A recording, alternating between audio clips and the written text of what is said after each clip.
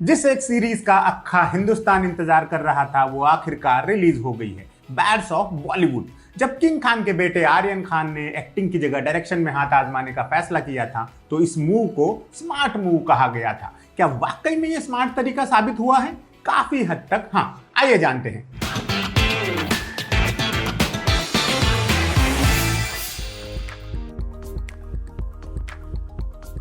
जैसा कि नाम से ही जाहिर है, बैड्स ऑफ बॉलीवुड बॉलीवुड की अंदरूनी कहानियों का गुलदस्ता है और काफी कलरफुल गुलदस्ता है। ये आसमान सिंह नाम के एक आउटसाइडर की कहानी है जो दिल्ली से मुंबई हीरो बनने पहुंचा है, जैसे कभी कोई शाहरुख खान नाम का आउटसाइडर पहुंचा था। मुंबई पहुंचकर वो हीरो तो बन जाता है, उसकी पहली फिल्म चलती भी बहुत है, लेकिन फिर आगे वो इंडस्ट्री जायंट्स की भद्दी पॉलिटिक्स की दलदल में फंसता ही चला जाता है। किसी बड़े प्रोड्यूसर से दुश्मनी, किसी सीनियर एक्टर से पंगा, कॉन्ट्रैक्ट्स का मकर जाल, इन सब से जूझते हुए क्या उसे अपनी मंजिल मिलती है? और इस सफर में बॉलीवुड का कौन सा चेहरा सामने आता है, ये सब जानने के लिए नेटफ्लिक्स पर शो चला लीजिए, Bads of Bollywood.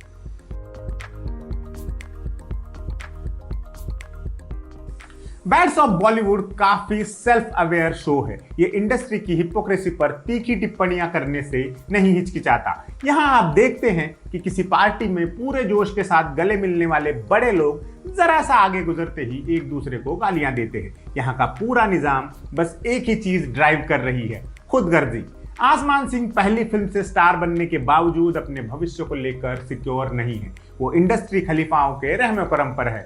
Freddy Sodawala जैसे बड़े प्रोड्यूसर से लेकर अजय तलवार जैसे सुपरस्टार तक सब उसके खिलाफ हैं। अजय की बेटी करिश्मा का आसमान की फिल्म से डेब्यू होने वाला है, जो कि अजय बिल्कुल नहीं चाहता, भले ही फिर वो करण जौहर की फिल्म हो। ये शो बॉलीवुड की अंदरूनी पॉलिटिक्स की कई परतें खोलता है कि कैसे एक सुपरस्टार अपनी शर्तें मनवाने के लिए प्रोड्यूसर को मजबूर करता है, कैसे एक बड़ा प्रोडक्शन हाउस फाइनेंसर्स की बैकिंग के बिना असहाय हो जाता है, और इंडस्ट्री के बिग शॉट्स कैसे अपने सहायकों को ट्रीट करते हैं, कैसे आउटसाइडर्स के लिए सिर्फ कामयाबी ही काफी नहीं होती, वगैरह वगैरह।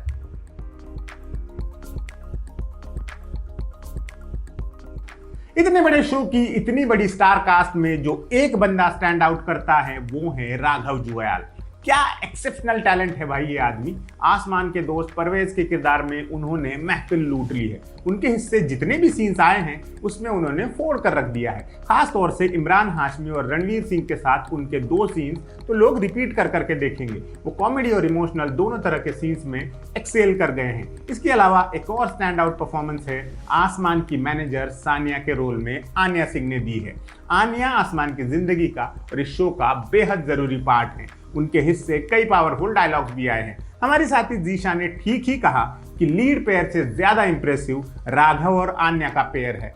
इसका मतलब ये नहीं कि लक्ष्य का काम खराब है। उन्होंने एक आउटसाइडर एक्टर का रोल बड़े कन्विक्शन के साथ निभाया है। कहाँ साधारण मिडिल क्लास लड़का लगना है और कहाँ स्टाइलिश बॉलीवुड स्टार, ये उन्हें अच्छे से पता है। वो जचे भी है इस किरदार में।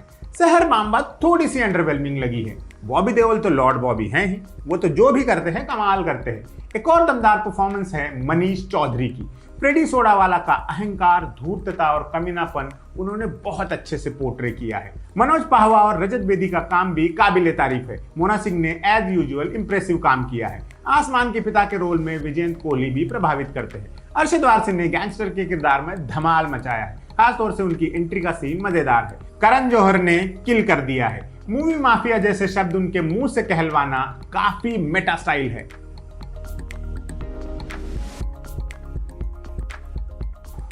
आर्यन खान अपने पहले ही प्रोजेक्ट से इंप्रेस करने में कामयाब हुए हैं। उन्होंने एक्टर्स से बढ़िया काम निकलवाया है और उनका राइटिंग पक्ष भी मजबूत रहा है। उन्होंने शो में ह्यूमर, ग्लैमर और इमोशंस का ब्लेंड साधने में कामयाबी हासिल की है और इसी वजह से शो कहीं आपको बोर नहीं होने देता।